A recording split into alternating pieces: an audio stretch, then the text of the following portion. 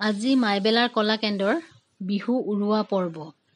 বাইদেৱে ধূপ চাকি জ্বলাই ভগৱানৰ ওচৰত আশীৰ্বাদ বিচাৰিছে। এফালে আকৌ গছত গামোচা পিন্ধাই কলা কেন্দ্ৰৰ সমূহ পৰিয়ালবৰ্গই আজি বিহুটিক বিদায় দিয়া হ'ল। গামোচাত লিখা আছে বিহু বিদায় মাইবেলা কলা কেন্দ্ৰ বুলি। সকলো ব্যস্ততা।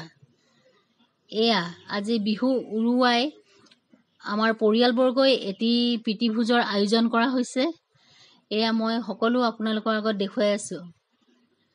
এয়া জ্বলা ভাজি বনাই থকা হৈছে পচলা আৰু মাছৰ মাথা দি। জ্বলা ভাজি বুলি ক'লে জলকীয়া অকণ নিদিলে জানো ভাল লাগিব? ইমান ধুনীয়া এটা গোন্ধ ওলাইছে।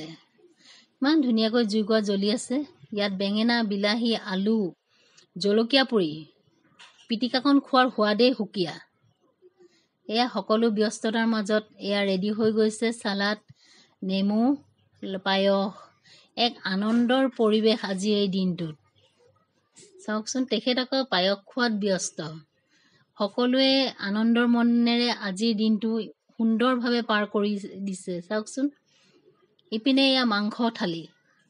মাংস বুলি ক'লে সকলোৱে লোভনীয় নহয় জানো? তাতে ৰংটো ইমান ধুনীয়াকৈ হৈছে। চাওকচোন, ব্যস্ততাৰ মাজত আজি এই থালিখন ৰেডি হৈ গ'ল।